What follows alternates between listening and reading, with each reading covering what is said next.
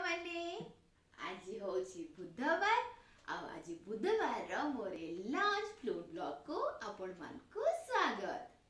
आज लंच रे मु कोन सब करिची आपण मान को संगे मु शेयर करबी। तो चलो तो देखिबा आज मु लंच रे मोर कोन करिची। एटा होची भात भात पूरा जस्ट मु एबे जस्ट करिकी पूरा एकदम गरम गरम आनिची। एटा होची भात एटा होची डाली आउ एटा होची मोर आजिर स्पेशल जोटा कि होची मोर चिकन करी। आज बुधवार रे जदि टिके नॉन वेज ना होबा खाइबारे तो मजा ही नाही। आउ एटा देखंतु मु मोर सब फूड ब्लॉग रे रखिची। एटा होची काकुड़ी एटा होची पियाज आउ एटा होची लेम्बू। एटा न हेले मु जम्मा खाइ परिबिनी। तो चलो स्टार्ट करबा मोर आजिर फूड ब्लॉग। एबे मु खाइबी खाइकी टेस्ट करके कहबी केमती हेछि। तो आसब सांग माने खाइबा। एबे मु डाली रे गोळेबी भात को गोळेबी।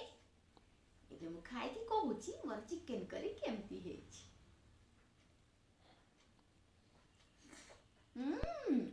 बढ़िया तुम डांडिया भात।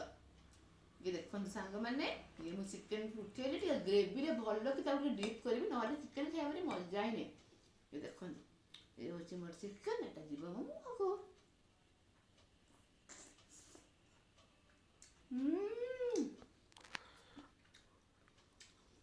कोन कहबे सांग माने कि टेस्ट जम्मी लागे मो चिकन टा। एबे मु जाउची मोर लंच फिनिश करबे। आज रो ब्लॉग को एट रखुची। जल्दी आपण माको मो फूड ब्लॉग भल लागस देखिबा पई ताले मो चैनल को लाइक शेयर और सब्सक्राइब करंतु। पुणी आसी मोर